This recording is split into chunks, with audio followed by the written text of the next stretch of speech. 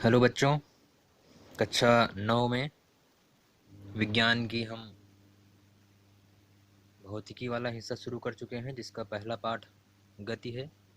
इसमें हमने पिछले वीडियो में डिस्कस कर रखा है भौतिकी क्या है, गति क्या है और गति अवस्था, विराम अवस्था के बारे में हमने जाना था। आज हम इसके आगे देखेंगे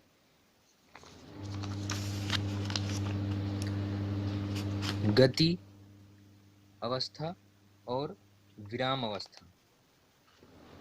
ये भी निर्भर करती है प्रेक्षक पर।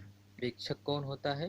प्रेक्षक वो होता है जो एक बिंदु पर रहकर दूसरे बिंदु पर स्थित वस्तु को ऑब्जर्व करता है, देखता है कि क्या वह गति अवस्था में है या फिर विराम अवस्था में। मतलब जो चेक करता है उसी को हम बोलते हैं प्रेक्षक, ऑब्जर्वर या प्रेक्षक।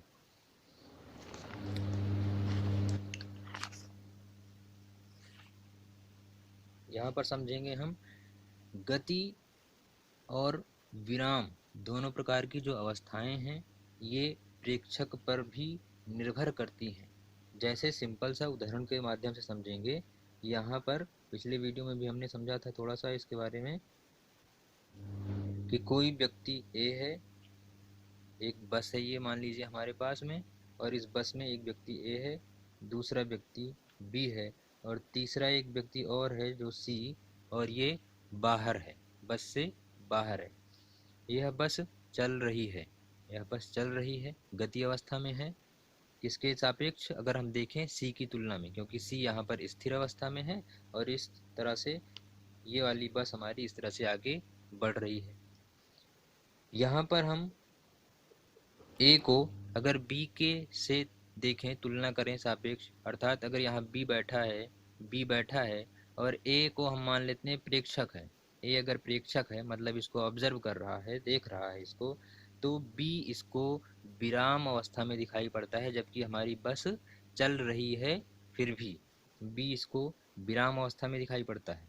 जबकि सी को यही बी गति अवस्था में दिखाई पड़ता है, जब क्योंकि सी हमारा स्थिर अवस्था में है और इसकी ये बाहर से जब इसको देखता है, पूरी बस में बैठा हुआ बी जो है ये भी इसको यहाँ से ध्यान से ये अगर देखेगा इसको क्या दिखाई पड़ेगा, ये यह गति अवस्था में है। तो कहने का अर्थ है कि प्रेक्षक पर भी निर्भर करता है। जैसे हमारा बी ये ए देख रहा है तो बी हमारा विराम अवस्था में समझ में आ रहा दिख रहा है, जबकि सी देख रहा है तो यही बी इस बस के साथ में गति अवस्था में दिख रहा है। तो इसे हम कहते हैं गति की सापेक्षता, रिलेटिविटी, रिलेटिविटी कहते हैं।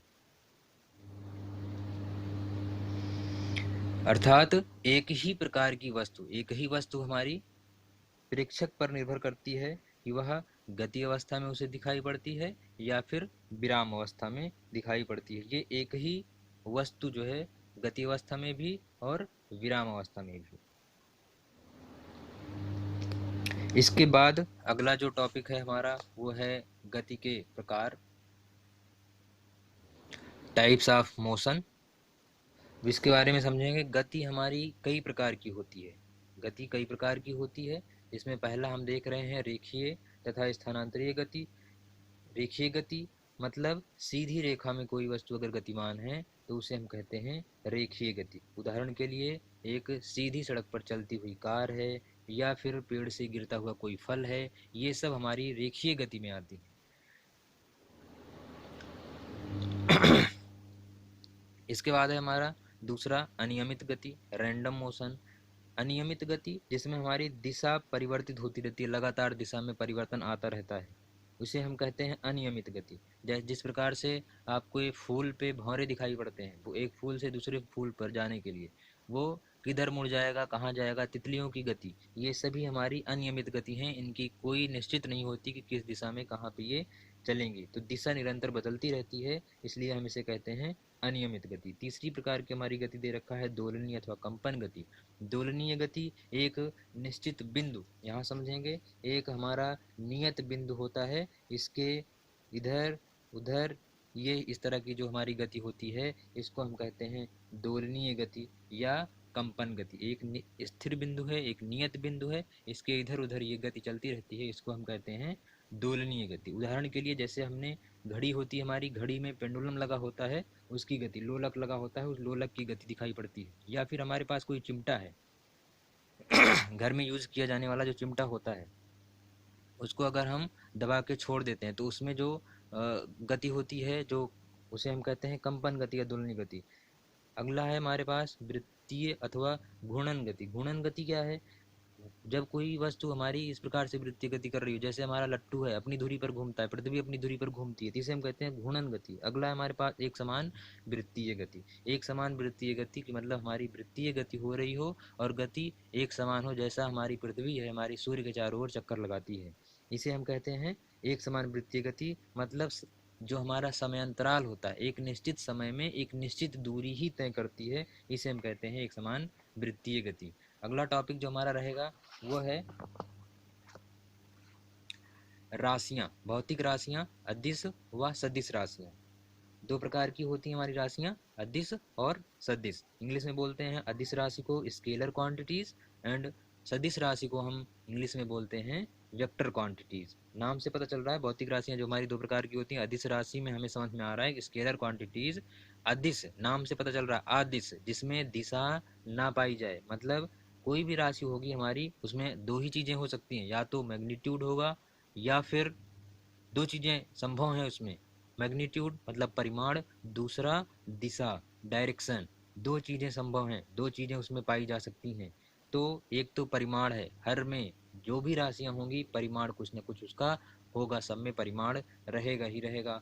रही बात दिशा की, तो किस में रहेगा किस में नहीं रहेगी। यहाँ पे देखेंगे अदिश राशि, नाम से पता चल रहा है कि इसमें दिशा नहीं होगी। और सदिश राशि मतलब जिसमें दिशा भी है, सदिश मतलब दिशा सहित।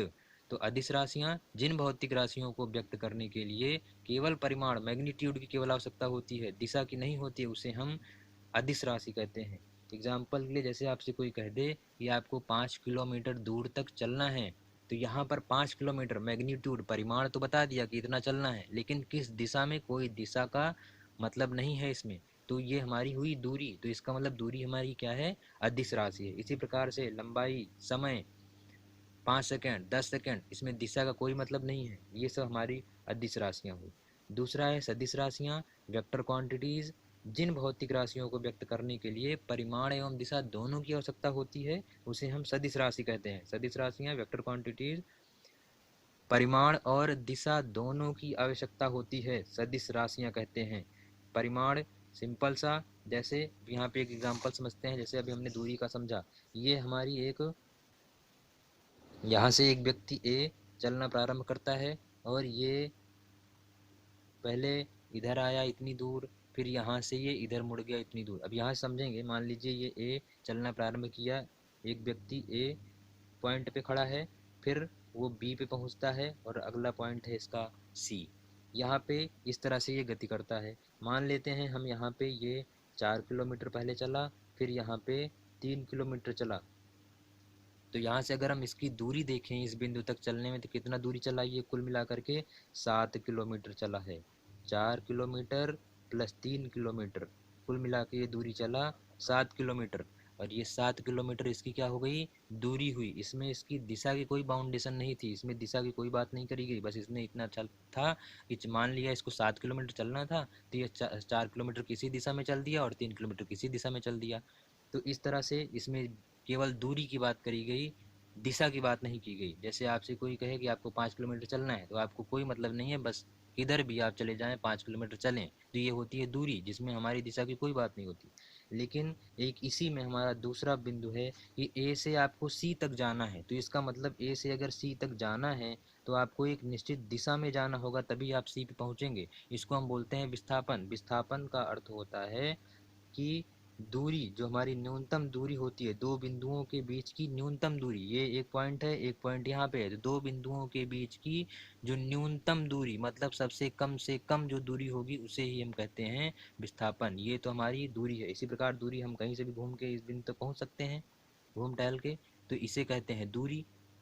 इसमें दिशा की कोई बात नहीं है, किधर भी जा कर के हम घूम टहल के इधर आकर के सी पे पहुंच गए, तो इसको कहते हैं दूरी। लेकिन जो हमें इन दो बिंदुओं के बीच की जो कम से कम दूरी है वो एकदम सीधी रेखा होगी, उसको हम कहते हैं विस्थापन। तो हम चूंकि इस बिंदु से अगर इस बिंदु तक जाना है और हमें इस बिंदु से कम दूरी में जाना है, तो इसका मतलब हमें एक दिशा की आवश्यकता होगी। इसलिए हमने क्या कह दिया कि विस्थापन हमारी सदिश राशि, विस्थापन हमारी सदिश राशि है, मतलब वेक्टर क्वांटिटी है। तो फिर से यहाँ पे समझेंगे दो प्रकार की राशियाँ, अदिश राशियाँ और सदिश राशियाँ। अदिश मतलब ऐसी राशियाँ, भौतिक राशियाँ जिनको व्यक्त करने के लिए केवल परिमाण की आवश्यकता होती है, केवल मैग्नीट्यूड की आवश्यकता होती है, अदिश राशि कहते हैं। और सदिश राशि का मतलब ऐसी राशियाँ जिनको व्यक्त करने के लिए केवल परिमाण ही नहीं बल्कि दिशा की भी आवश्यकता होती है, ऐसी राशियों को हम सदिश राशियाँ कहते हैं। उदाहरण के तौर पे अभी अदिश राशियों में हम वैसी राशियों को रखेंगे जो राशियाँ केवल मैग्नीट्यूड में हमें मिल जाएं, हम उनको सबको मान लेंगे कि हमारी अदिश राशियाँ। जैसे लंबाई है, दूरी, समय, क्षेत्रफल, द्रव्यमान, आयतन हो गया। द्रव्यमान जैसे मान लीजिए आपको भार की बात, द्रव्यमान की बात कर दी कि 5 किलोग्राम, 10 किलोग्राम, तो इसमें आपको दिशा की कोई आवश्यकता नहीं है। आयतन हो गया, चाल है, आप इतनी स्पीड से चल रहे हैं, किस दिशा में चल रहे हैं इसकी बात नहीं की गई, केवल चलने की बात कर रहा है कि 5 किलोमीटर प्रति घंटे, ये आपकी चाल है मान लीजिए। तो इसमें भी दाब, कार्य, ऊर्जा, शक्ति, ये सब हमारी अदिश राशियाँ हैं। अगली राशि है अदिश राशि के बारे में, जिसमें हमें परिमाण और दिशा दोनों की आवश्यकता होती है। तो विस्थापन हो गया, बताया अभी, न्यूनतम दूरी और चलने के लिए किसी न किसी दिशा की आवश्यकता होगी।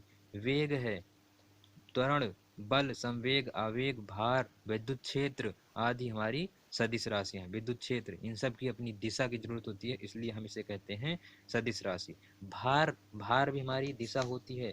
भार, भार का मतलब द्रव्यमान एक जानते हैं, 5 किलोग्राम, जैसे हमने कहा ये 5 किलोग्राम, ये है हमारा द्रव्यमान, मास की बात हम कर रहे हैं यहाँ पे। लेकिन जब हम भार की बात करेंगे तो भार में हम अपनी ग्रेविटी को भी जोड़ते हैं। ये एम, मास मतलब एम अगर दिखाते हैं तो अगला हमारी होती है ग्रेविटी, इसमें एम जी, भार में हम ग्रेविटी भी जोड़ते हैं। और ग्रेविटी हमेशा पृथ्वी की दिशा में नीचे की ओर लगती है, तो दिशा की बात कर दी गई, इसलिए यहाँ पर ये भार हमारा हो गया सदिश राशि।